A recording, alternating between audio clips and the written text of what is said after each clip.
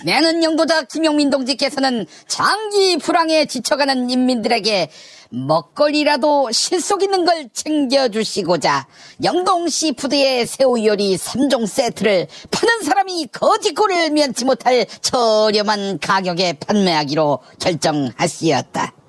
신선한 새우에 파인애플, 브로콜리, 감자를 더해 완벽한 영양 밸런스를 맞추어 편하게 한 끼 식사로 챙길 수 있는 새우요리 3종 세트는 전자레인지에 5분 30초 데우기만 하면 레스토랑보다 맛있고 배달 음식보다 빠르며 편의점보다 저렴한 셰프의 새우요리가 뚝딱 만들어진다며 위대하신 영도자 김용민 동지께서는 치솟는 기쁨을 감추지 못하시었다. 남녀노소 누구나 좋아하며 탱글탱글한 식감에 영양 만점 영동시푸드 새우요리 3종 세트는 침용민.com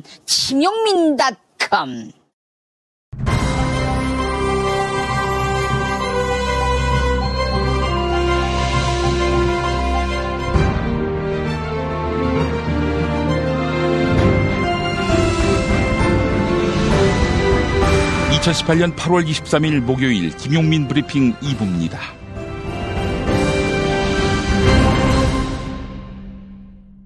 먼저 오늘 새벽에 나온 종합일간지 헤드라인을 살펴보겠습니다. 먼저 중앙일보, 역대급 태풍 오늘 밤 수도권 강타, 이런 제목입니다. 제19호 태풍 쏠릭이 오늘 서해안에 상륙한 뒤 수도권을 강타할 전망입니다. 태풍은 최대 순간 풍속이 초속 50m에 이르는 강풍, 그리고 최대 500mm에 이르는 폭우를 동반할 것으로 보여 큰 피해가 우려됩니다. 이번엔 경향신문 36개월 동안 합숙 근무, 대체복무 2020년부터 이렇게 제목을 달았습니다. 양심적 병역 거부자를 위한 대체복무가 늦어도 2020년 1월부터 시행될 예정입니다. 대체복무 기간은 36개월로 결정될 가능성이 높은데요. 합숙근무가 가능한 교도소나 소방서가 대체복무기관으로 유력하게 검토되고 있습니다.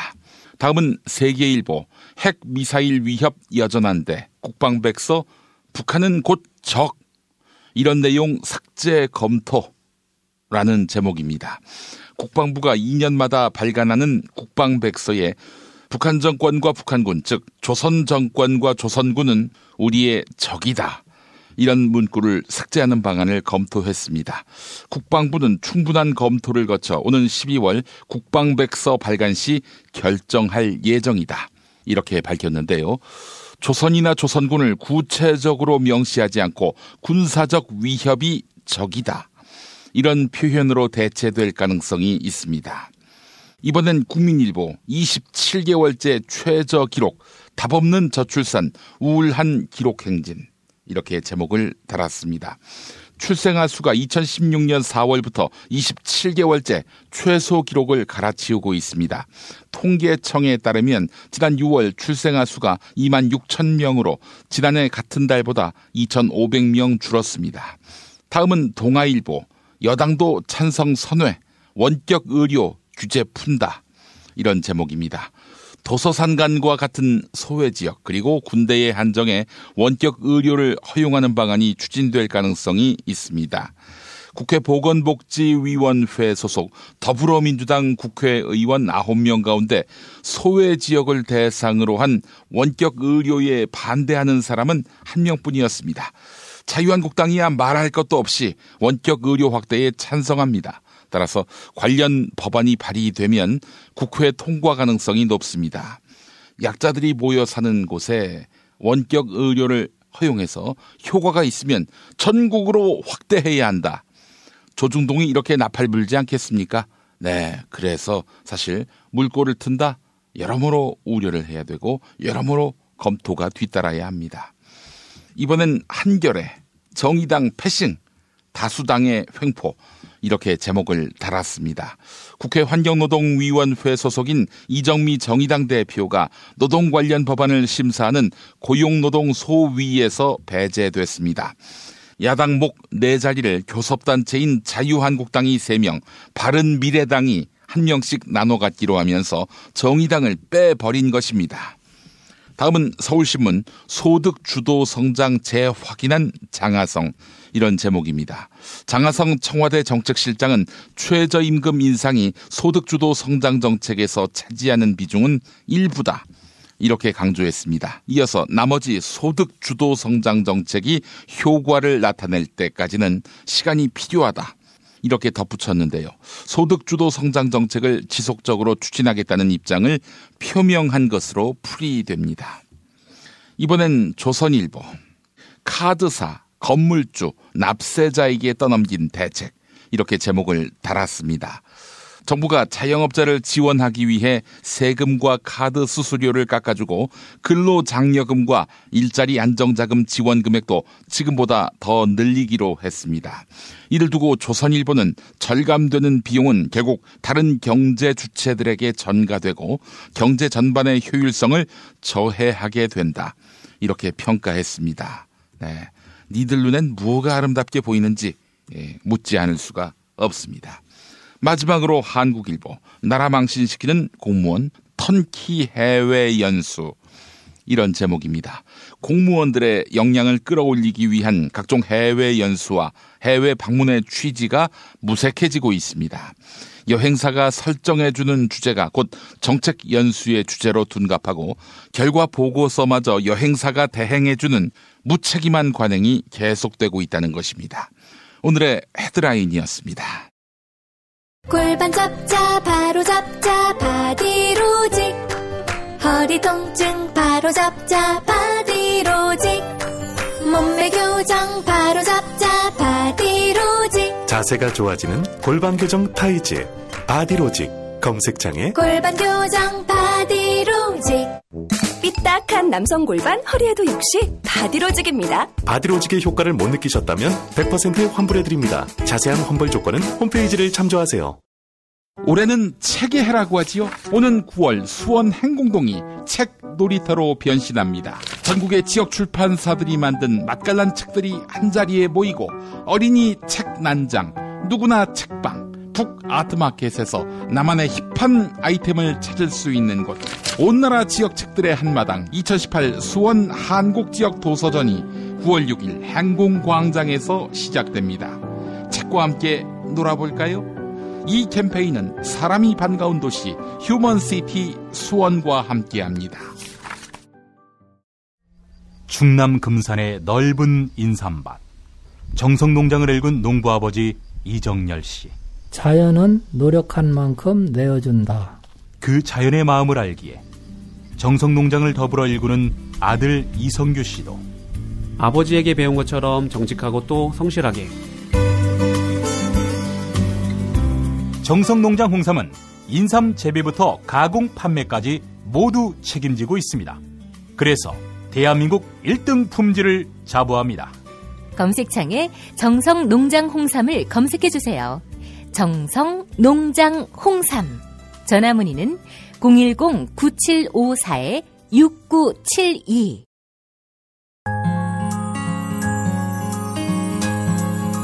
당신의 정직한 뉴스 보좌관 김용민과 주파수를 맞춘다. 새로운 아침 특별한 선택 김용민의 뉴스 브리핑, 김용민의 뉴스 브리핑.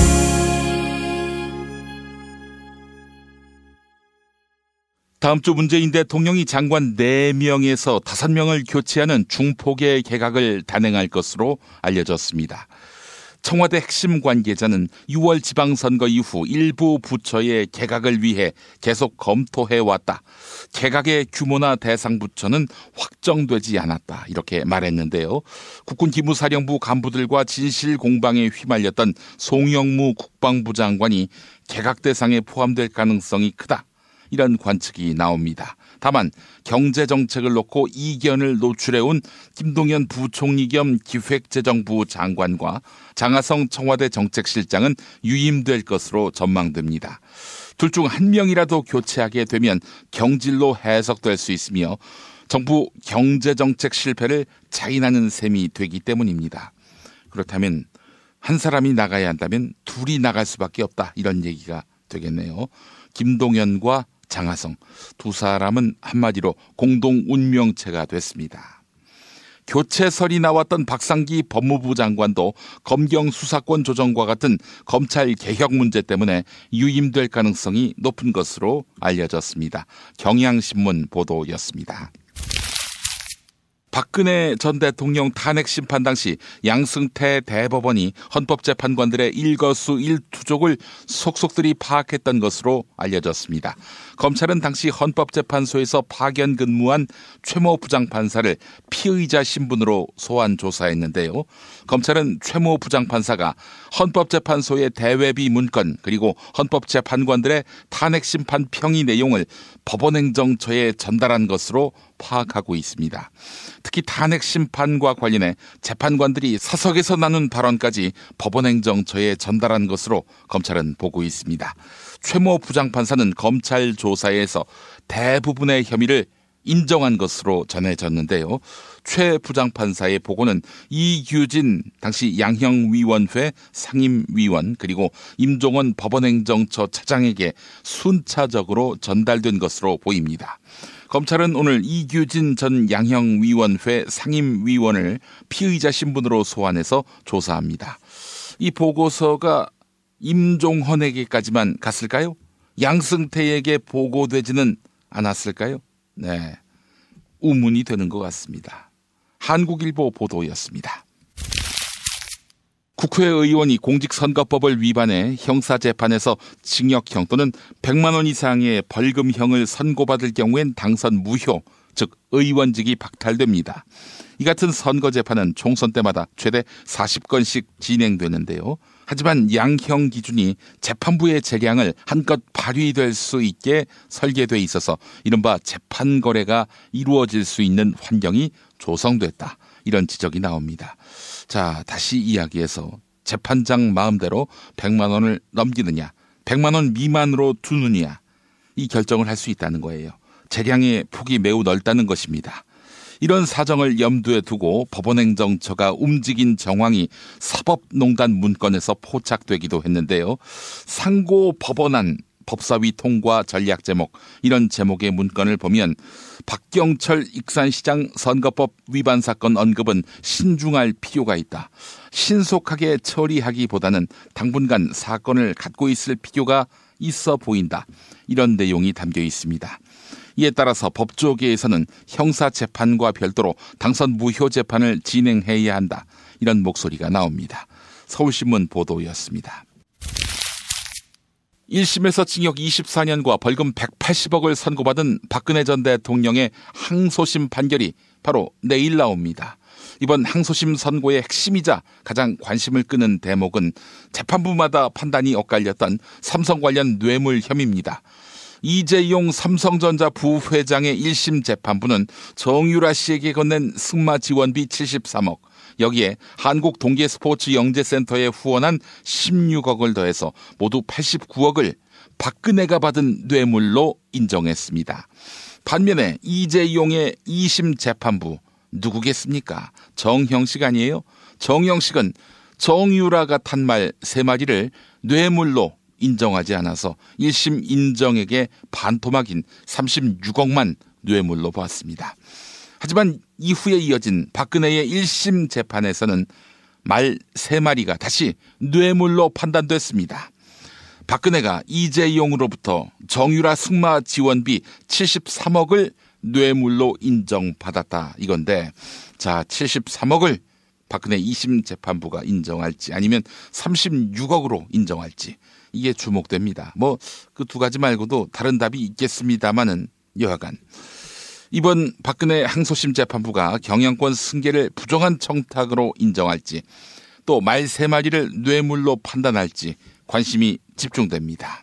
특히 이번 판결에 영향을 받을 것으로 보이는 이재용의 상고심 재판부도 결과를 주목할 것으로 보입니다.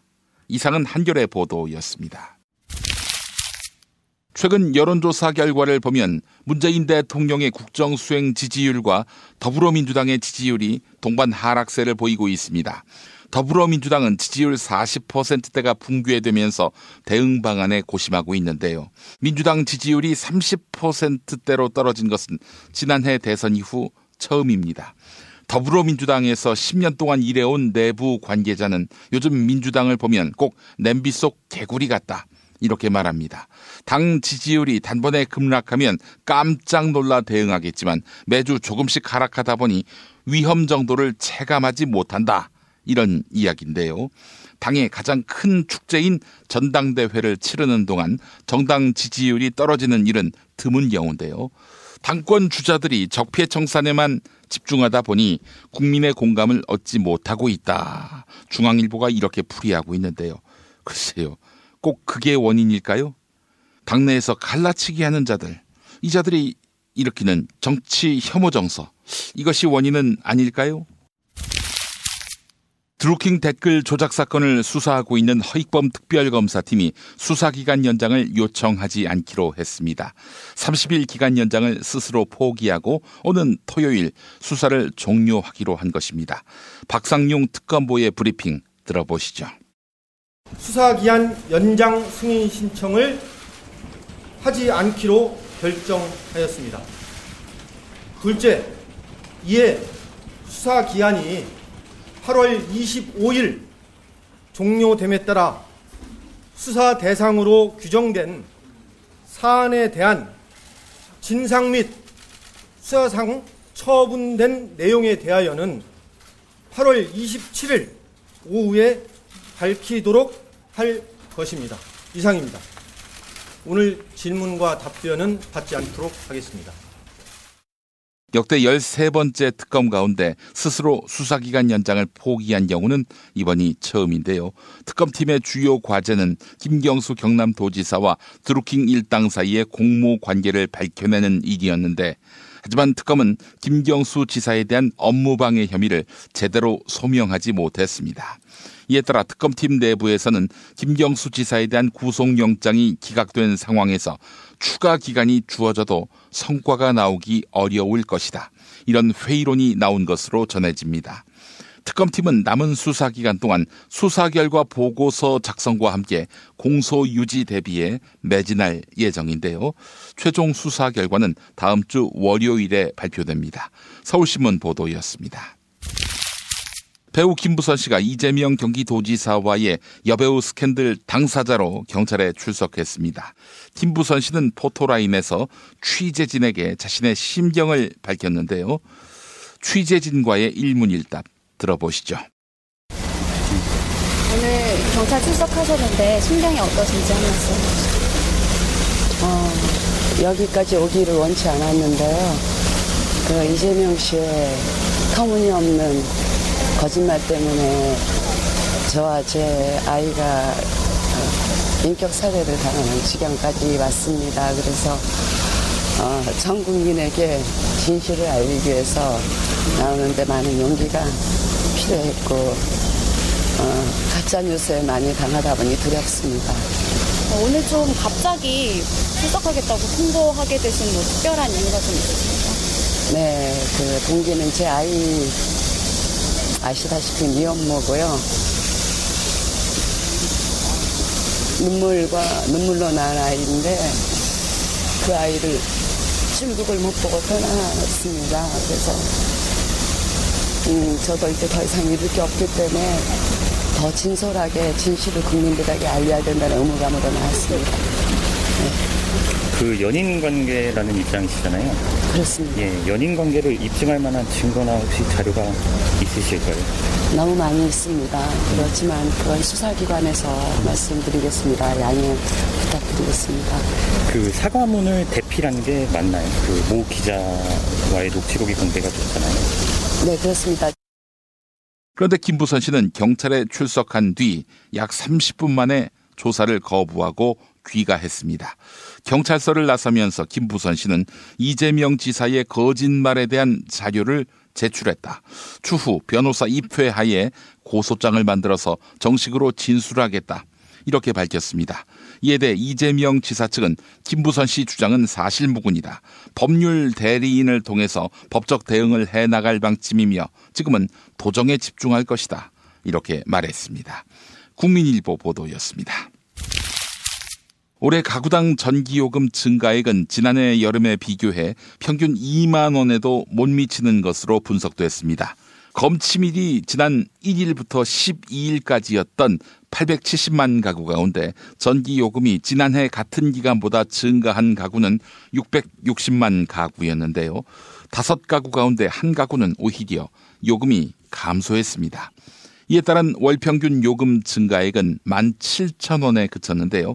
전기요금이 5만 원에서 10만 원 증가한 가구는 35만 가구, 전체의 4%, 10만 원 이상 오른 가구는 12만으로 전체의 1.4%에 불과합니다. 그나마 이것도 누진제 한시 완화 방안이 적용되기 전 상황입니다. 깎일 여지가 더 있다는 것이죠. 정부가 내놓은 가정용 전기요금 누진제 한시 완화책이 적용되면 지난해 여름보다 전기요금이 낮아지는 가구도 상당수 생겨날 것으로 보입니다. 정치권과 일부 언론이 제기한 요금 폭탄 우려가 실제로는 과도했던 셈입니다. 한겨레 보도였습니다. 하지만 올여름 유례 없는 폭염 탓에 사망자는 10%가량 증가한 것으로 나타났습니다. 보건복지부 산하 한국장례문화진흥원에 따르면 지난 7월 약 2만 건의 화장이 이루어진 것으로 나타났는데요. 2016년과 지난해 7월 약 19,000건보다 10% 증가한 수치입니다. 폭염이 온 올해 지난해 같은 때보다도 사망자 수가 더 늘었다라고 볼 수 있는 건데, 한국장례문화진흥원은 올해 7월의 화장률은 85%로 잠정 집계됐다고 밝혔습니다. 이에 따라 김호 서울대 보건대학원 교수는 화장률 85%면 전체 사망자를 대표한다고 볼 수 있다. 폭염으로 인해 최대 3,000명의 추가 사망이 발생한 것으로 추정된다. 이렇게 분석했습니다. 추가 사망자가 나오는 이유는 더위가 기존 질환을 악화시켜서 사망에 이르게 하기 때문인데요. 주로 만성병을 앓는 70대나 80대가 희생됩니다. 중앙일보 보도였습니다. 지난 화요일 경북 봉화에서는 77살 노인이 엽총을 난사해 2명이 숨졌습니다. 같은 날 강원도 영월군 영월읍에 사는 노인 7명은 같은 동네 주민인 지적장애 여성을 상습 성폭행한 혐의로 경찰에 입건됐는데요. 최근 5년 동안 살인이나 강간처럼 강력범죄를 저지른 65세 이상 노인은 연평균 24%씩 증가한 것으로 나타났습니다. 같은 기간 노인 인구 증가율 연평균 4.5%를 앞지른 것입니다. 특히 강력범죄 피의자 증가율 연평균 4.2%거든요. 이거보다 6배 높은 상승세를 보이고 있습니다. 노인들이 과거보다 건강해지고 사회활동 기간도 길어지면서 강력범죄가 늘어나는 추세다. 이렇게 경찰청 관계자는 진단했습니다.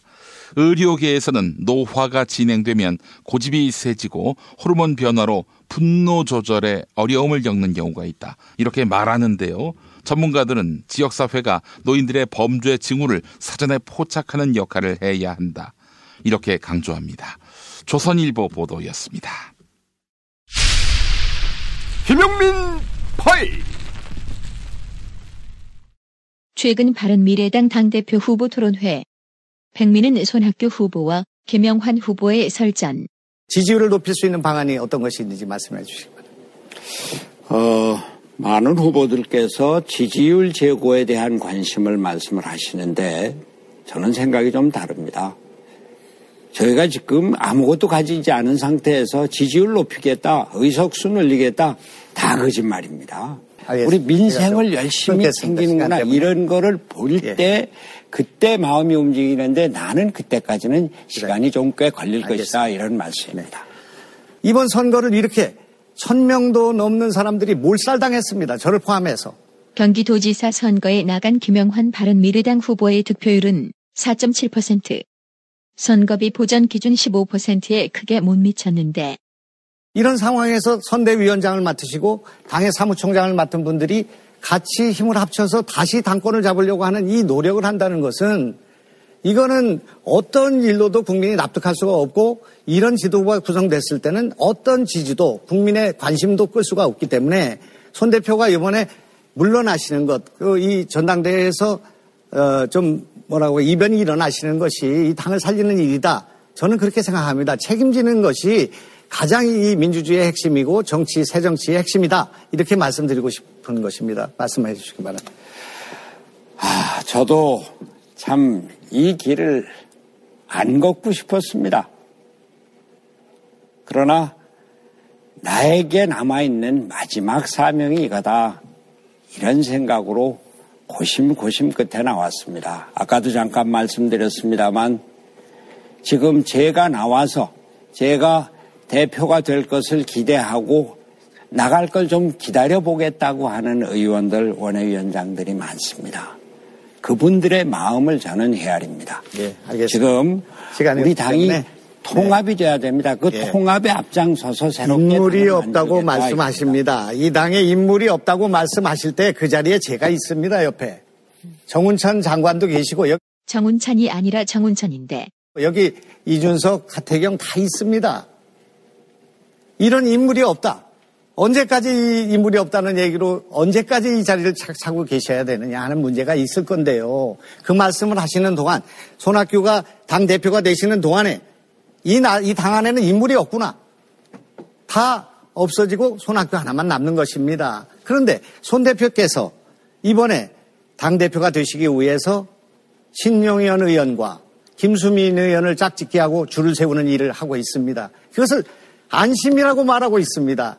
이거는 안철수도 죽이고 우리 바른당도 죽이고 손 대표님도 죽고 그리고 거기에 줄을 선 국회의원들도 죽고 하는 일이라고 생각합니다. 우리가 계파 정치를 반대한다고 해서 진영 논리를 반대한다고 해서 그렇게 해서 우리가 지금 바른미래당을 지금 창당을 했는데 여기 오셔서 당대표가 되기 위해서 안심을 팔고 거기다 국회의원은 줄을 세우고 그런 사람들이 헌법기관이 어떻게 그렇게 줄을 서가지고 그런 일을 하고 안심팔이를 한단 말입니까?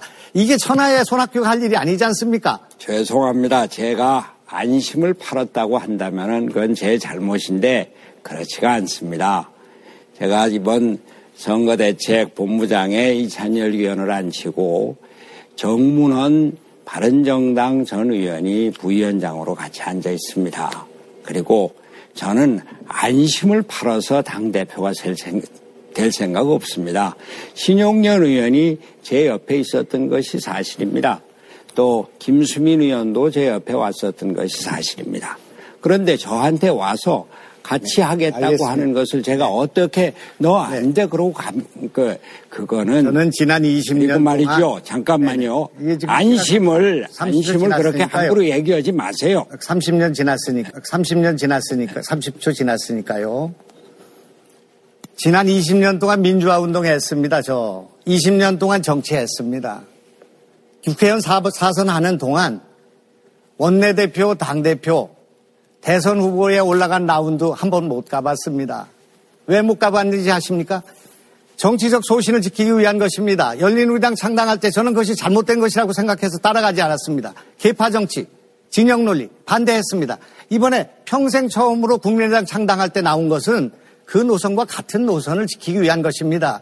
정치 노선을 바꾸면서 당을 바꿔가면서 이렇게 수많은 공직을 하고 수많은 장관을 하고 수많은 도지사를 하고 수많은 대표를 하고 이렇게 하는 것이 그것이 인물이고 그것이 스펙인가 하는 생각을 갖는다는 말씀을 드리고 지난 2008년 총선에 출마한 김영환 후보 이런 말을 했는데 지난번 이명박 대통령을 당선시켜 주시고 나라의 경제를 살리라고 한나라당에게 표를 몰아주신 시민 여러분 이명박 대통령의 경제 살리기에는 동참하고 헌신하겠습니다. 그래서 이번에 한나라당을 찍었던 지지하는 안산 시민 여러분께서는 이번에 인물로 검증된 김영환을 찍어주시고 정당으로는 한나라당을 찍는 정당명부 비례대표제의 본뜻을 살려주십사 하는 부탁을 드리겠습니다. 그렇게 하시겠습니까? 정치 노선을 바꾸면서 당을 바꿔가면서 이렇게 수많은 공직을 하고 수많은 장관을 하고 수많은 도지사를 하고 수많은 대표를 하고 이렇게 하는 것이 그것이 인물이고 그것이 스펙인가 하는 생각을 갖는다는 말씀을 드리고 제가 어떻게 지금 민주당에 있어서도 원내대표 경선에 나가고 당대표 경선에 나갈 수 있겠습니까? 이거 뭐 시간 1분 남았는데 다른 분 한 분한테 김영환 의원께 한 말씀만 드리면은 네네. 안심 얘기는 김영환 의원께서는 하실 자격이 없습니다. 친애하는 영도자 김용민 동지께서는 피로와 무력감에 지친 인민들을 위하여 페루비안 네이처 코리아의 마고 마카를 적극 추천하시었다. 페루의 산삼으로 불리는 마카가 몸에 좋은 건 이미 잘 알려진 사실. 명절 선물로도 핵무기급인 페루비안 네이처 코리아의 마고 마카를 가장 저렴하게 구입하는 방법은 김용민닷컴.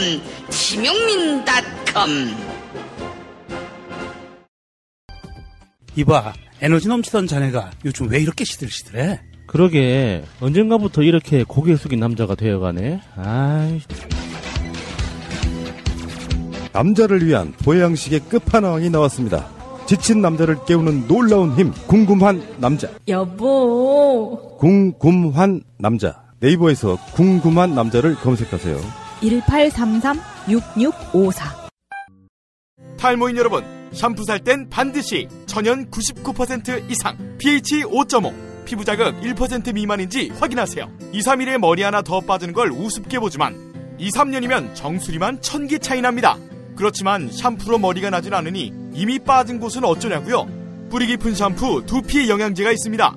보건복지부상, 에이펙 최우수 기술상, 발모 촉진 조성물 특허 99%의 효과, 식약처 인증으로 부작용 없는 유일한 모낭 영양제. 가격도 세트로 구입하시면 두피 모발, 피부 개선까지 하루 330원. 뿌리 깊은 샴푸 쇼핑몰에서 기적의 사용 후기도 검색해보세요. 1566-7871.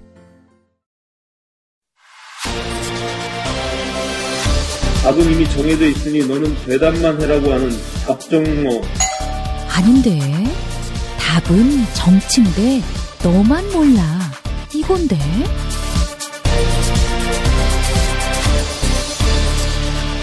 국민보좌관 김성회의 답정너.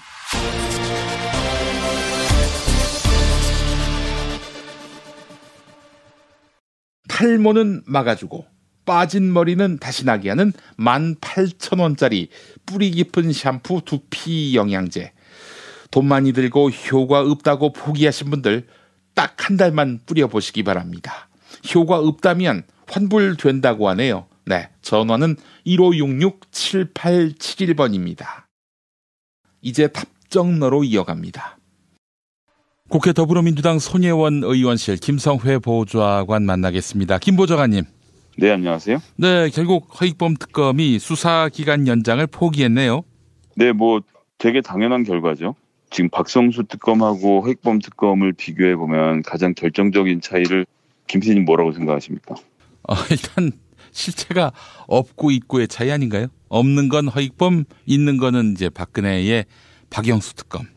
예, 맞습니다. 박영수 특검의 특징은 증거를 위주로 범위를 좁혀 들어가서 상대방을 공격을 했고 그 공격이 유효했기 때문에 결국은 인정을 받았고 그 내용들이 모두 다 지금 이제 까발려진 상태로 나온 거 아닙니까? 예.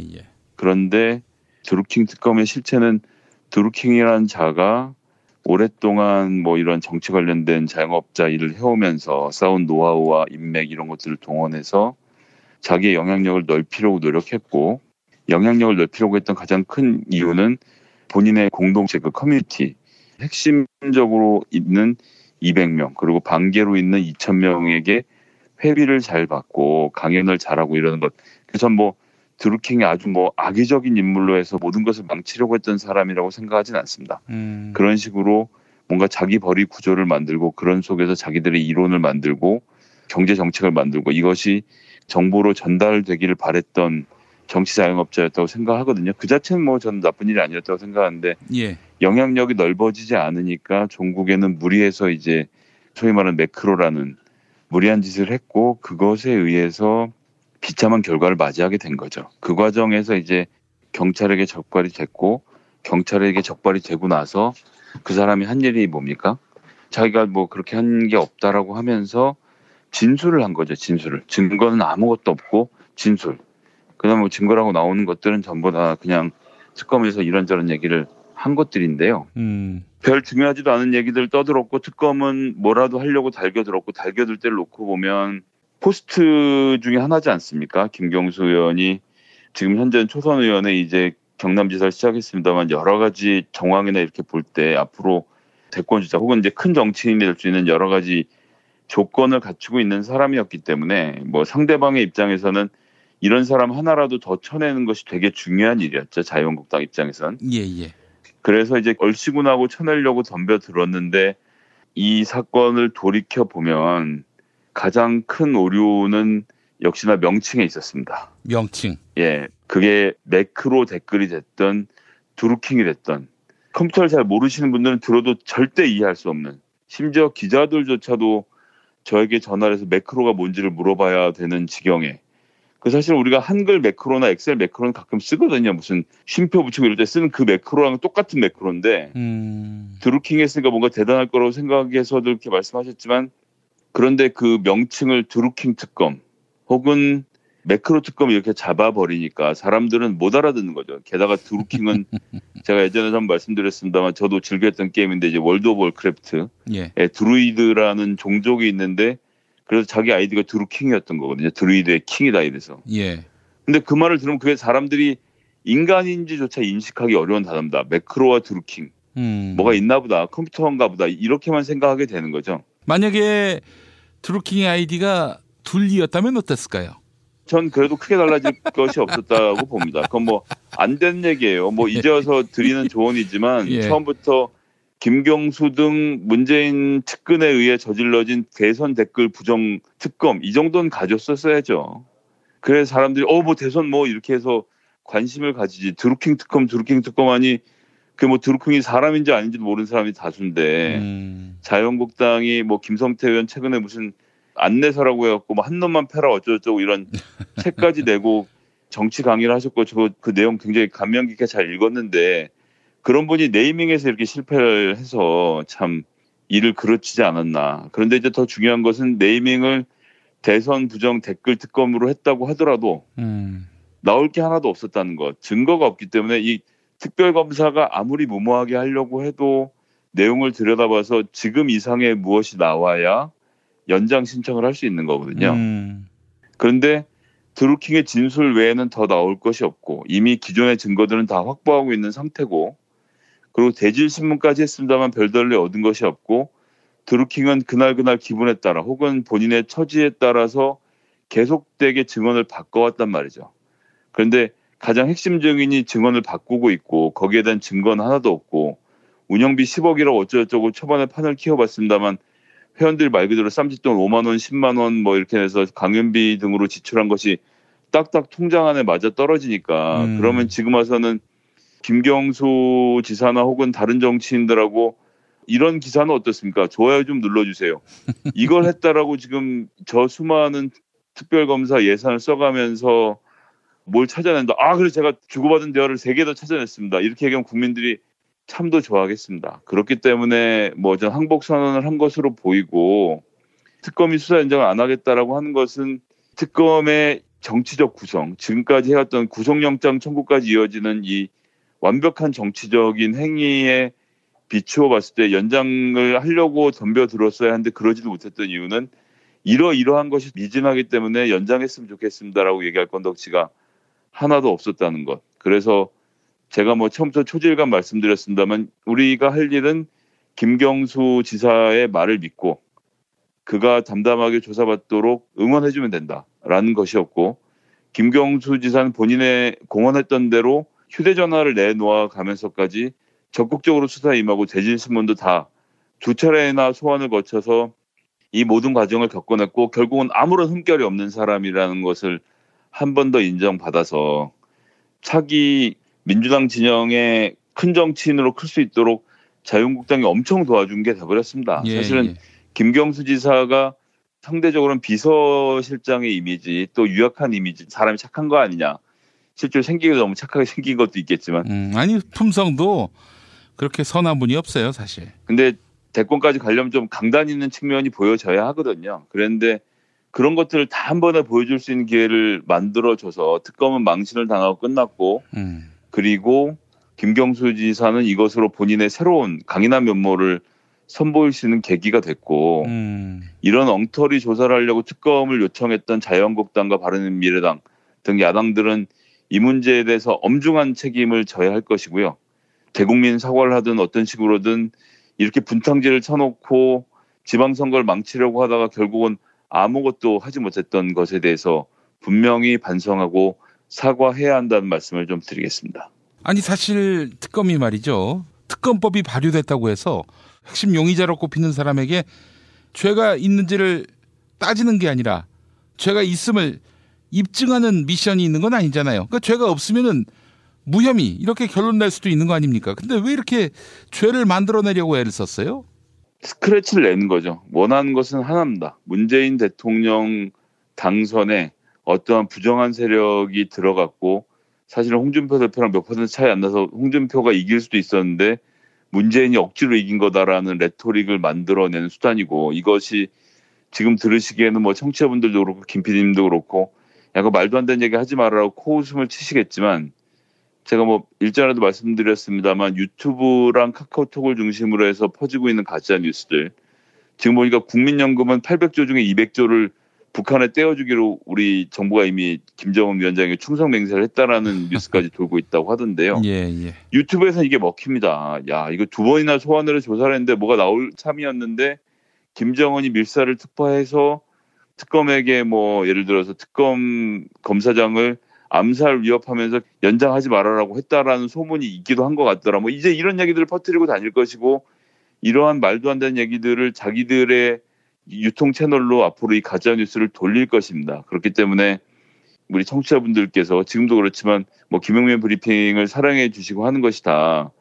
기존 언론들이 제 역할을 하지 못하고 정부의 눈치를 보기 때문에도 사실은 상당한 역할이 있지 않았습니까? 진실로 말하지 못하는 것에 대한 답답함에 의해서 팟캐스트가 성행을 했었는데 지금 이제 그 피해자 코스프레를 하고 있는 자유한국당의 지지자들이 똑같은 일을 유튜브에서 하고 있는 겁니다. 그렇기 때문에 허익범 특검은 이렇게 끝나지만 그 내용들은 전부 다 그리로 넘어가서 유튜브에서 앞으로도 끊임없이 재생산 될 거라는 점 또 제가 좀 주시해서 봐야 될 것 같고요. 그렇기 때문에 유튜브 시장에 있어서도 팟캐스트는 저희가 선점을 하고 잘 진행을 해왔는데 유튜브라는 넓은 시장에 대해서도 우리 개혁 진보 진영이 좀 더 관심을 가지고 지켜봐야 되지 않겠나 싶은 생각을 좀 드립니다. 예, 알겠습니다. 자, 일자리 대책. 참 문재인 정부의 핵심 과제가 됐습니다. 사실 다른 경제 지표는 아주 좋은데 일자리 지표가 상당히 난조를 보이고 있어요. 이거 뭐 소득주도 성장을 위해서 어쩔 수 없이 겪어야 할 그런 진통으로 인식하는 분들이 많이 있는데 당이 뭔가 답을 찾아내는 역할을 담당해야 되는 것 아닌가 하는 그런 생각도 해보는데요.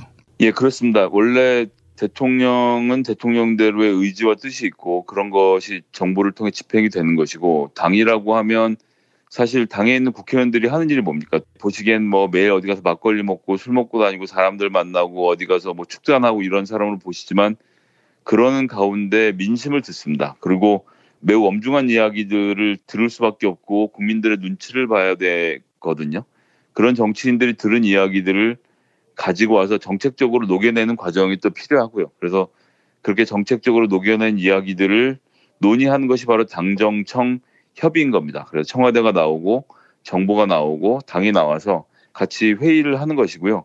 예전에 이제 그 참여정부 시절에는 이런 당정청 협의가 매우 잘 이루어졌고 수시로 일어났었던 것을 우리가 과거를 돌이켜보면 알 수 있는데요.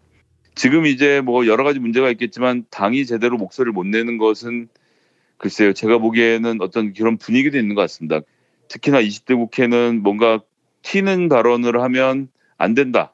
말을 한마디 잘못했다가는 어디서 어떻게 될지 모르는 뭐 언론도 그렇고 또 지지자들도 그렇고 또 정부도 그렇고 눈치 볼 것이 더 많아져서 입법부가 상대적으로 좀 목소리가 약화된 측면이 있다고 보거든요. 예. 그런데 이제 민심을 전하는 작업은 반드시 필요하고 그리고 당에서 목소리를 낼 수 있는 분들 또 정책통들이 나서서 이런 정책은 이렇게 했으면 좋겠다라는 이야기를 뭐 공개적으로도 하고 또 비공개적으로 당정청 협의를 통해서 또 진행해야 하는 것이 의무인데요. 뭐 지금도 안 하고 있다는 거 아닙니다. 열심히 하고 있고 그런 것들이 이제 성과를 내는데 시간이 걸리는 이유는 뭐 간단하죠. 그 모든 것이 효과가 나오려면 시간이 좀 걸리거든요. 그런데 이것을 너무 급하게 생각을 하고 지금 이제 최저임금이 많이 올라서 이것 때문에 부작용이 생겨서 소상공인들이 먹고 살기 어렵다라는 것은 사실 되게 단편적인 이야기인 것이 최저임금으로 다 먹고 사는 것은 아니거든요. 더 중요한 것은 양질의 일자리, 최저임금을 넘어서서 생활임금 수준이 보장되는 혹은 그 이상 받을 수 있는 일자리들이 늘어나야 하는데 그러려면 제가 뭐 며칠 전에도 말씀드렸습니다만 신성장 동력이 필요한 거죠. 그런 부분에 대한 또 투자가 병행되어야 하는 것이고 그래서 장하성, 김동연 두 어쨌거나 이 경제 분야에 있어서 핵심들이 이야기가 다르다라는 주장은 사실 저는 어이가 없게 느껴지는 것이 두 사람 사이에 뭐 언쟁이 있다는지 보수 언론이나 특히나 이제 무슨 청와대 난맥상이 있는 것처럼 묘사하고 있지만 제가 다시 말씀드리지만 임금이 올라서 임금 주도의 성장을 해야 된다. 노동자들의 주머니가 차고 주머니가 차면 그 주머니에 있는 돈을 쓰게 되고 그래서 경기가 도는 것이 기본이다라는 주장을 하는 것이고 김동연 부총리는 그렇다. 그러니까 좋은 일자리를 많이 만들려면 4차 산업혁명을 포함해서 신성장 동력을 만들어야 되니까 우리가 이러이러한 데 투자를 해야 된다. 이것이 논리적으로 되게 이어져 있는 얘기예요. 최저임금만 올린다고 해서 임금 주도의 성장이 이루어지는 것이 아닙니다. 예를 들어서 뭐 김용민 PD님은 자영업이시니까 그렇지만 저 같은 경우는 공무원인데 제가 최저임금을 받고 있는 것은 아니거든요. 그런데 저 같은 사람 말고 사업을 하는 사람들이 직원들을 고용하는데 그냥 겨우 먹고나 살게 직원들을 고용하는 것이 아니라 4차 산업의 동력에 맞춰서 뭔가 새로운 아이템을 발굴하고 바이오 관련된 벤처를 차려서 사업이 잘 돼서 뭐 연봉 5천, 6천, 7천짜리를 많이 만들 수 있는 직장이 되면 그것이 소득으로 주도하는 성장이 되는 거죠. 그럼 그렇게 하려면 당연히 새롭게 성장할 수 있는 동력 산업들이 많이 생겨야 되는 겁니다. 김동연 부총리는 그걸 만들겠다는 얘기예요. 근데 이게 여기서 어디에서 엇박자가 나오고 있다는 거죠.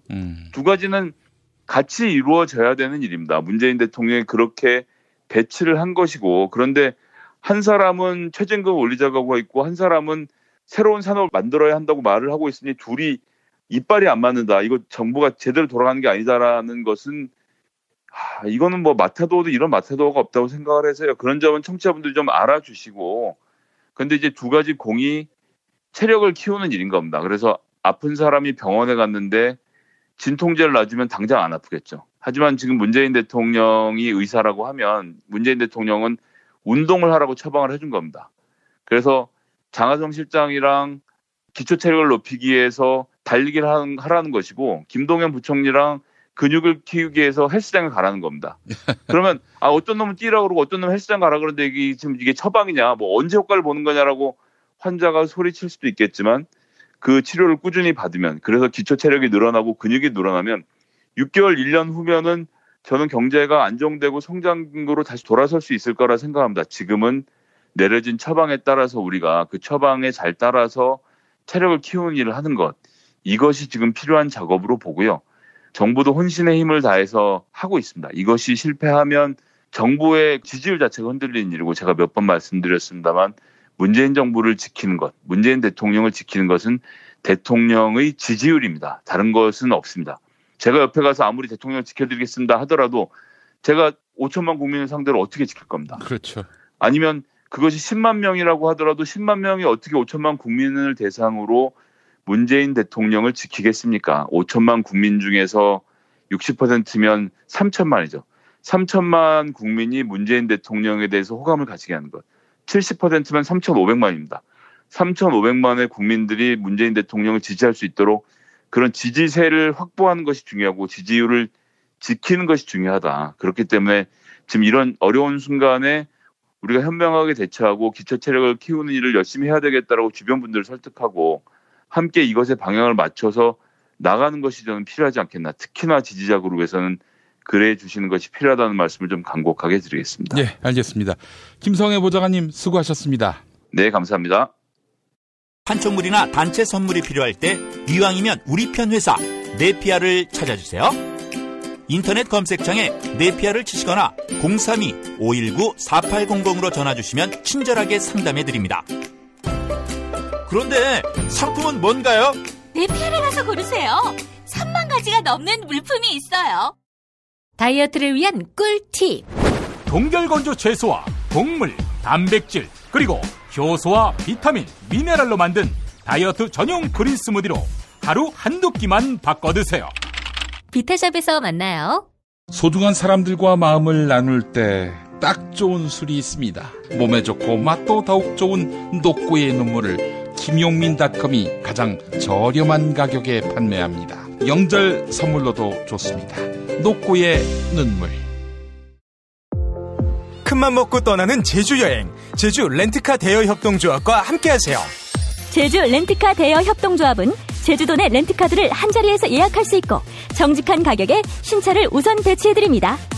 홈페이지 jrcr.co.kr이나 전화 064-713-2435로 연락주세요. 우토로 마을에는 태평양 전쟁 당시 군 비행장 건설을 위해 강제 동원된 조선인들의 아픈 역사가 있습니다. 우토로 평화기념관 건립을 위해 당신의 참여가 필요합니다. 기억할게 우토로 캠페인 아름다운 재단. 생활인을 위한 꿀팁. 집 두 채에 월 10,000원 화재보험 카페.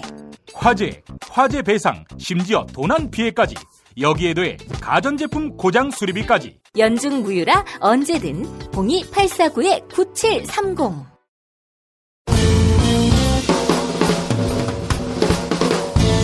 미디어 오늘 정상근 기자가 뉴스 속의 뉴스를 짚어드립니다. 정상근 기자의 오늘 미디어.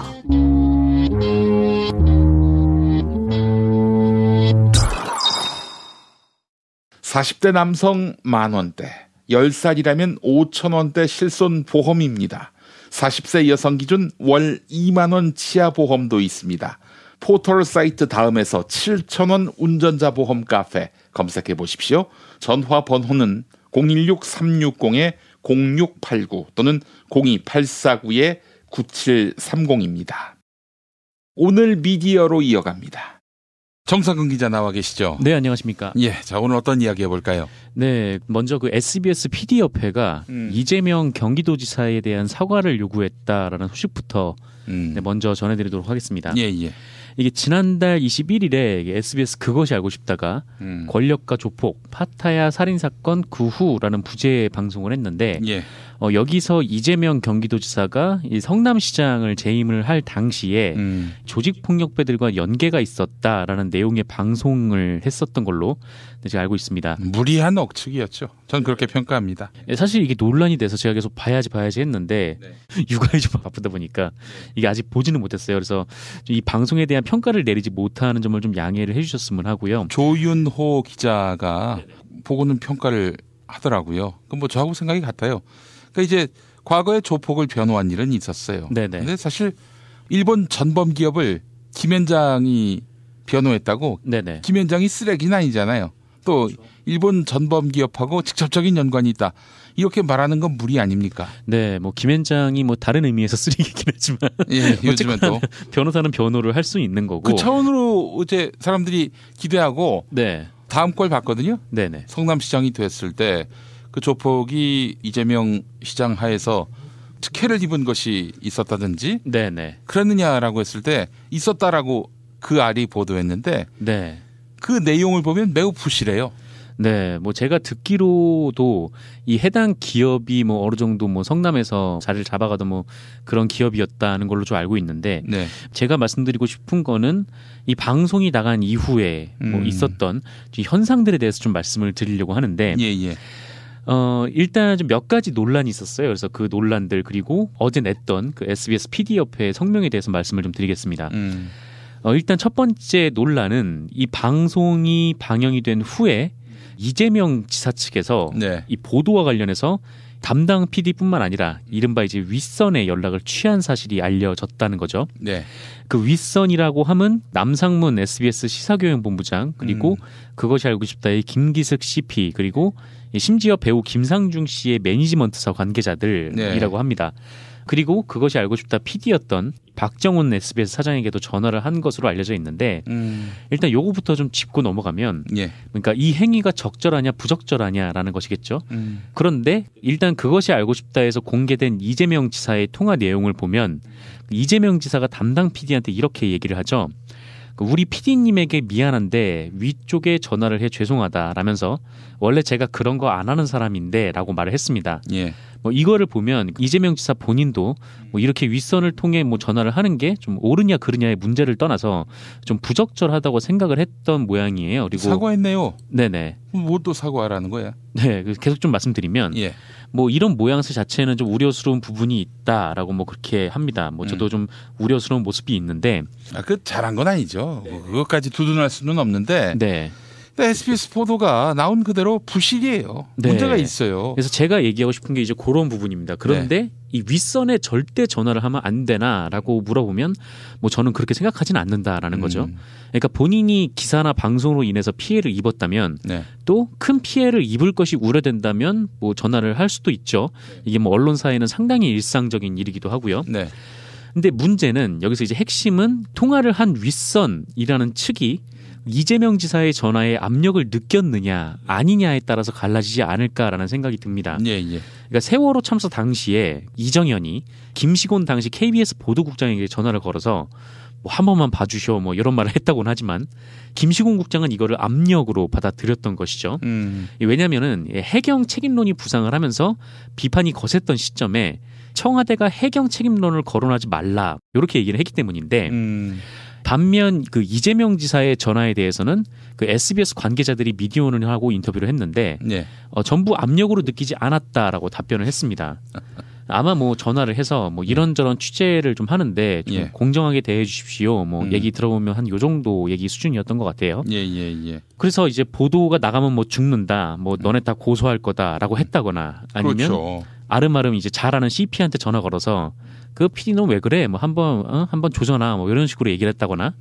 그래서 이 CP가 PD한테 그런 압력을 실제로 행사를 했다면 뭐 실제로 경기도 신청사 태영이 수주한 걸로 알고 있는데 제로베이스에서 검토할 수 있다. 뭐 이런 식으로 했다든지. 그거는 상당히 문제가 될 수 있겠죠. 그렇죠. 그런데 이 미디어오늘 취재 결과를 보면 어쨌든 당사자들은 압력으로 느끼지 않았다라고 밝혔습니다. 그러면 이 방송 내용에 좀 의문점이 여기서 격가지로 하나가 드는 게 그 이재명 지사 통화와 관련해서 미디어오늘 보도를 보면 이 프로그램을 연출한 이큰별 PD도 이런 전화를 압력으로 받아들이지 않았다라고 밝혔거든요. 그래요. 그런데 그러면 왜 이 지사의 저런 발언, 그러니까 이 PD님에게 죄송한데 뭐 윗선에 전화했다. 이 발언은 왜 방송에 집어넣었을까가 좀 의아한 대목입니다. 그렇죠. 본인이 압력으로 느끼지 않았는데 시청자들에게는 압력처럼 보이게 해놨다라는 게 그러네요. 제 생각인데요. 그래서 이 부분이 좀 의아하다라는 생각이 좀 들었어요. 그래서 이재명 지사가 문제가 될 법한 얘기를 했으면 차라리 그걸 넣었어야 되는 거 아닌가. 본인이 압력으로 느끼지 않았는데 굳이 이런 거를 넣었을 필요가 있는가 라는 면이 있고요. 그래서 첫 번째 논란은 좀 이 선에서 마무리를 하고 이제 두 번째 논란으로 좀 넘어가서요. 이 SBS의 연출 의혹이 나왔습니다. 연출 의혹? 네네. 이게 지난해 9월 9일에 마닐라 총기 사건을 그것이 알고 싶다가 다룬 적이 있었는데 그렇죠. 이때 썼던 인터뷰의 화면을 이재명 지사 편에서도 썼다라는 논란이 있었어요. 두 방송분의 1년 차에 시차가 있었고 또 각기 다른 사건을 다루고 있었는데 뭐 장소, 뭐 PD의 옷, 뭐 제보자의 모습 이게 다 똑같다라는 의혹이었죠. 이에 대해서는 그것이 알고 싶다 측에서 제보자 신변 보호를 위해 대역을 통해서 재현한 화면이다라고 밝혔는데 말이 안 되는 게 말이죠. 그렇다면 그 장면에서 대역이라고 표시해야 되고 아마 다른 프로그램은 다 그렇게 했을걸요? 맞습니다. 그러니까 그럴 경우에는 이 대역이라고 표시를 했어야 한다는 게 제 생각이기도 하고요. 물론 제보자 신변 보호를 위해서 당연히 대역을 쓸 수가 있고 분위기를 이렇게 만들 수는 있는데 어쨌든 그럴 경우에 무조건 이것이 대역이라는 점을 좀 알려야 했고 또 그리고 대역이면 모자이크를 안 씁니다. 뭐로 모자이크를 써요? 대역인데. 보통 이제 손만 나가는 경우 뭐 이런 경우들도 좀 있어요. 근데 어쨌든 뭐 이것은 그것이 알고 싶다 팀에서 좀 미비했던 것 같고요. 그리고 이 PD협회 성명과 관련된 마지막 논란입니다. 이재명 경기도지사가 그것이 알고 싶다 제작진을 고발을 한 건데요. 그것이 알고 싶다의 CP 그리고 담당 PD를 명예훼손 혐의로 서울 남부지검에 고발을 했습니다. 그리고 이 지사 명의로 1억 원의 손해배상 청구 그리고 정정보도 청구 소송, 조폭 연루소를 다룬 해당 방영분에 대한 방영금지 가처분 신청 함께 제기했습니다. 그리고 SBS PD협회의 성명은 바로 이 부분에 대한 내용인데요. 그 내용을 들여다보면 이렇습니다. 방송 내용에 이의가 있으면 반론이나 정정 신청을 할 수 있는 제도가 보장되어 있고 그것으로 해결되지 않으면 법적 절차를 밟으면 된다. 해당 프로그램의 제작 과정에서부터 방송 직후 대응, 형사 고발에 이르는 동안 이재명 지사가 보인 언행은 유력 정치인이자 지방자치단체장으로서의 언론관에 매우 심각한 문제가 있음을 보여줬다라는 겁니다. 이쯤에서는 갑자기 약자 모드로 돌아서는군요. 네, 근데 좀 제가 봐도 이거 보기에는 제가 좀 문제가 있어 보입니다. 이게 물론 반론이나 정정 신청을 할 수 있는 제도가 보장되어 있는 것은 맞습니다. 언론중재위원회가 있으니까요. 그런데 거기를 거치느냐 거치지 않느냐는 각자의 선택의 문제이기 때문에 반드시 언론중재위원회를 거치고 그 다음에 소송으로 가야 한다. 이거는 어디 써 있는 내용이 아닌 거죠. 교과서나 규범에 있는 내용이 아니고요. 예. 이재명 지사가 조폭에 연루가 됐다, 안 됐다, 이런 얘기가 있지만 언론사는 물론 의혹이 있으면 충분한 근거를 제시하면서 제기할 의무가 있는 조직이고 반면에 이 당사자 입장에서는 억울하면은 문제를 제기를 할 수 있는 부분인 것도 맞죠. 네.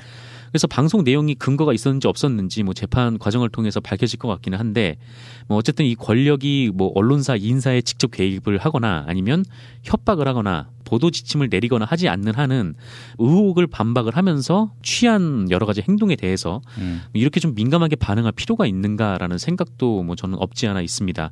물론 이재명 지사의 표현이 다소 거칠었던 부분이 있었다는 것도 있겠지만 어쨌든 이 보도 관련해서 본인은 억울하다라는 입장이니까 법적으로 조치가 됐으니 재판장에서 붙으면 되고 근데 여기서 이 보도가 억울하다고 해서 자신의 SNS 등을 통해서 이렇게 얘기하는 거에 대해서 이거를 언론 간에 문제가 있다라고 표현을 하기에는 좀 부적절해 보이지 않나. 네, 그런 생각이 좀 들었습니다. 그 SBS PD들은 자기들 방송으로 한 정치인이 어떤 이미지를 뒤집었었는지에 대해서 곰곰이 성찰을 할 필요가 있을 것 같아요.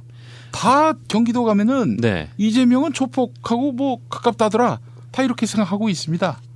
정치인으로서는 치명적인 타격을 입었고요. 네. 또 대권주자 지지율 보면은 바닥으로 추락했고 전국 광역단체장 중에 꼴등이에요. 꼴등. 이 상황이 SBS 보도와 무관하다고 생각하는 건 아니겠죠? 설마? 보도와 무관할 수는 없죠. 사실 그게 보도와 무관하다라고 한다면은 그렇게 방송을 만들어서는 좀 안 되는 거라고 좀 그렇게 생각이 좀 들고요. 아니 이재명 지사가 그렇게 해서 하다 못해서 반론권 행사하는 거 공화국 시민의 권리입니다. 그런데 그 자체가 권력 행위다? 아니 그 보도가 나오기까지 언론들 자기들이 행사하는 권력에 대해서는 성찰 안 해요? 그러니까 이재명 지사가 전화를 해서 다짜고짜 방송하지 마라거나 방송이 나가면 당신들을 고발하겠어 라거나 근데 고발하겠어라는 말도 억울하면 충분히 할 수 있는 말이라고 생각하는데 근데 어쨌건 경기도지사라는 지위가 있으니까 방송을 하지 말라던가 방송국을 없애버리겠어 아니면 이렇게 인사에 개입하겠어 이런 식으로 얘기를 하면 그거는 이제 문제가 될 수 있겠지만 근데 이 정도로 이렇게 문제를 삼을 수 있는 건가라는 거에 대해서는 저는 좀 이견은 있습니다. 네, 그래요. 참 SBS PD협회 이상하네요. 내가 봤을 때는 그 협회원 한 명이 좀 궁지에 몰리니까 두둔하는 그런 성명을 낸 것 같은데 보는 사람들 중에는 그래 이재명이가 잘못했지라고 생각하는 사람도 있겠지만은 좀 기가 막혀 하는 사람도 많아요. 그 정도밖에 안 되는 퀄리티 프로그램을 내놓고 그럼으로써 정치인 한 명이 치명상을 입었는데 그래놓고는 이재명 권력 행사하지 말라.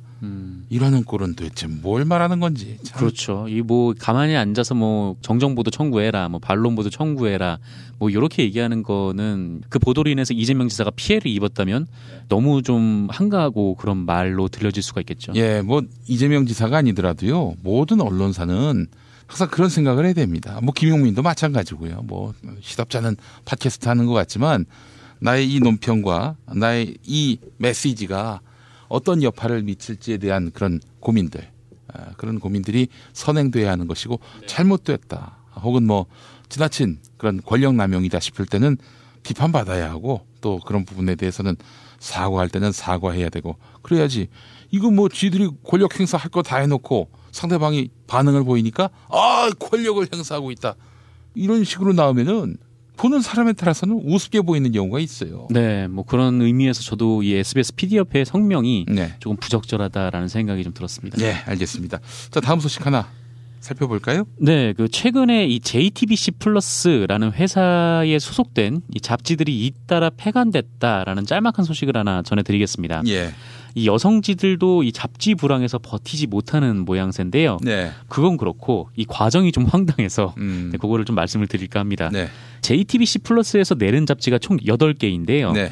뭐 여성중앙 제일 유명하죠. 그다음에 세시, 뭐 인스타일, 뭐 헤렌, 코스모폴리탄, 뭐 엘르, 에스콰이어, 바자 뭐 이런 잡지들이 있다고 합니다. 그리고 이 중에 4개 여성중앙, 인스타일, 세시, 헤렌 이런 잡지들이 순차적으로 폐간이 됐다고 해요. 예.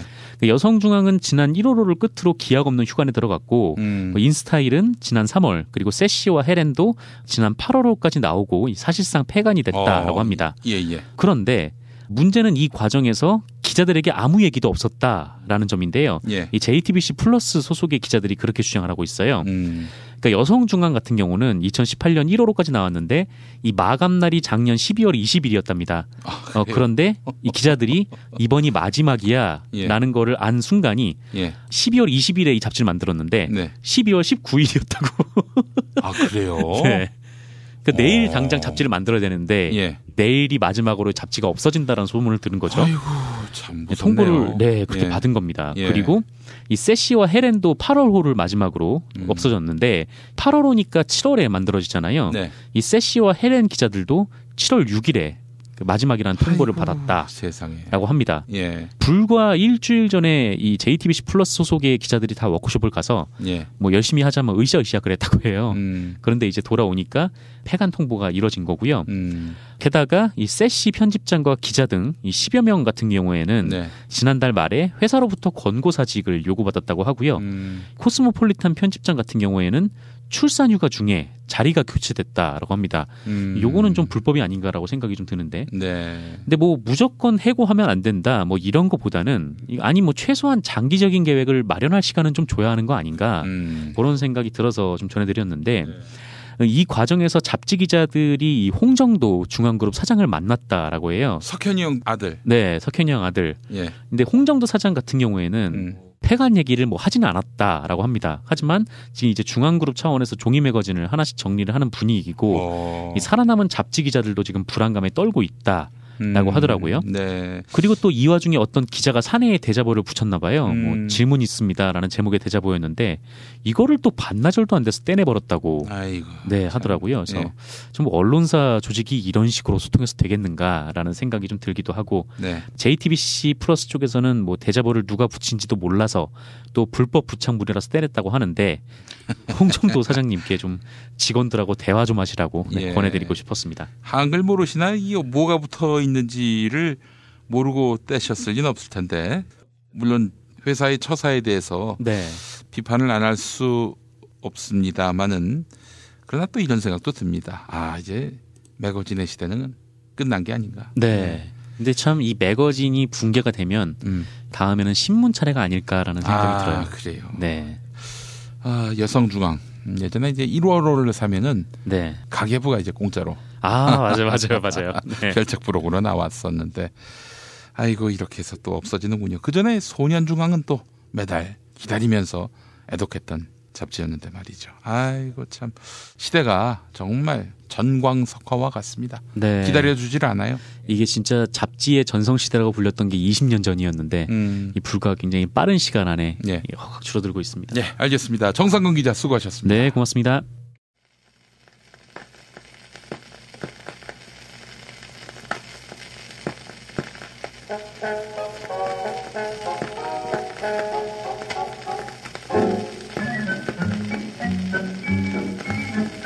여의도 순복음교회 조용기 원로 목사가 장남 조희준 전 국민일보 회장 대신 납부해준 벌금 50억에 대해서 세무당국으로부터 47억여 원의 증여세를 부과받자 일부를 취소해달라고 소송을 냈는데 패소했습니다.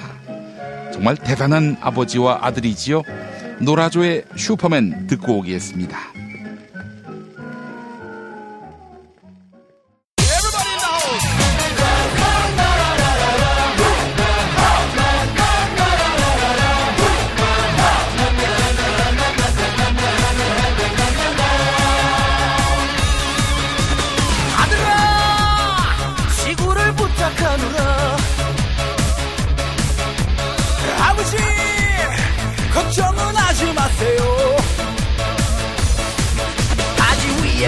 잊고 오늘도 난 길을 나서네.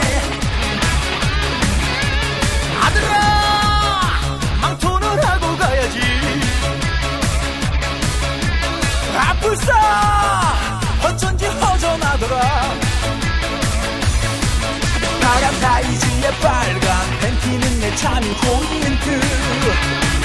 오늘도 달리고 달리고 달리고 달리고 달리고 달리고 달리고 달리고 코로나 지구 12바퀴. 올빼머리 근육 빵빵한 슈퍼맨. 지구 위의 친구가 슈퍼맨. 멋지구나 잘생겼다 내 인생의 카리스마 스타. 이즈가 장난 아니지. 어쨌거나 근육 빵빵한 슈퍼맨. 지구 위의 친구란 슈퍼맨. 이유사품에 주의해요. 오각형의 S자야 위아래 노스팡의 프로.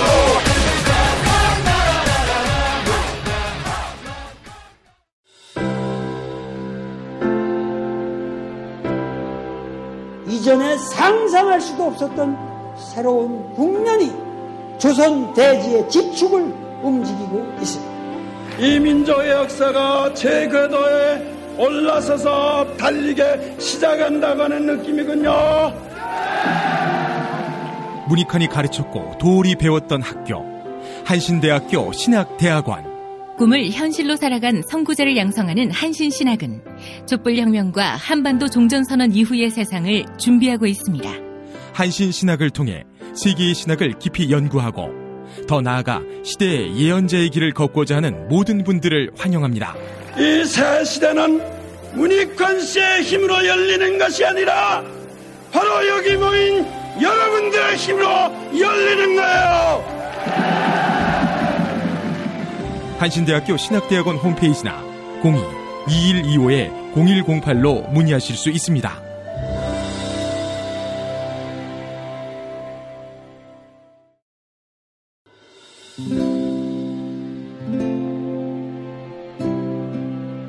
문익환 목사님은 우리 남북 관계에 있어서도 큰 정기를 마련해 주셨습니다. 늦봄 문익환 목사 탄생 100주년. 민주화와 통일운동을 위해 11년 4개월간 옥고를 마다하지 않은 행동하는 양심. 오늘 우리가 누리고 있는 이 민주주의 또 문익환 목사님 덕분이 아주 큽니다. 그가 24년 동안 살았던 서울 강북구 인수봉로 통일의 집이 6월 1일 문익환 통일의 집 박물관으로 거듭납니다. 사람들이 이렇게 항상 북적북적 이렇게 했던 공간이라 아버지한테만 아니라 우리 모두들한테 굉장히 큰 의미가 있는 통일의 역사를 기억하며 통일의 길을 모색하는 문익환 통일의 집 박물관 기념사업 추진위원으로 함께해 주시겠습니까? 이건 단지 어떤 유가족들의 유산이 아니라 우리 시대가 가지고 있는 유산이기 때문에 자세한 안내는 포털 사이트에서 문익환 통일의 집을 입력해 주세요.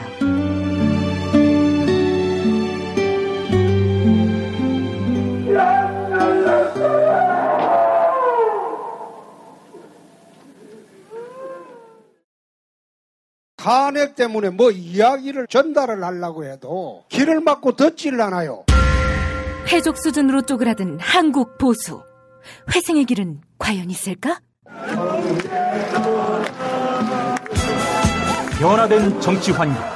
갈 길 잃은 보수에게 새로운 희망을 제시한다. 애국 보수의 화려한 부활과 집권을 위한 본격 가이드. 김용민의 신간. 보수를 지켜라. 진중권도 투표하는 보수 정당. 광주에서도 일당이 될 수 있는 보수 정당. 젊은이들의 입당이 줄을 잇는 보수 정당. 언제까지 민주당 정의당을 부러워만 할 것인가? 부러우면 진다니까? 자유한국당 당원 김용민이 쓴 보수를 지켜라. 이김에서 나왔습니다. 김용민.com 자유 게시판에 올라온 사연 일부 소개합니다. 주디짱님, 정치에 혐오를 갖게 되고 멀어지면 안 됩니다. 그러면 또 이명박근혜 같은 사람들에게 지배를 받게 되는 거지요. 다시 힘내리옵니다. 라고 해주셨습니다. 살아있는 돌림 오프닝 멘트를 통해서 힘도 얻고 위로도 받습니다. 저도 민주정부를 지키기 위해 심기일전하겠습니다. 라는 의견 남겨주셨습니다. 2018년 8월 23일 목요일 김용민 브리핑 모두 마치겠습니다. 애청해주신 여러분 감사합니다.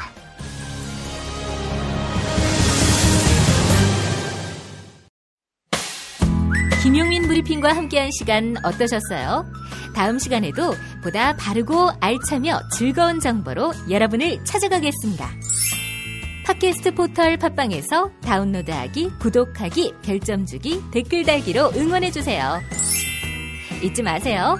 다운로드하기, 구독하기, 별점 주기, 댓글 달기.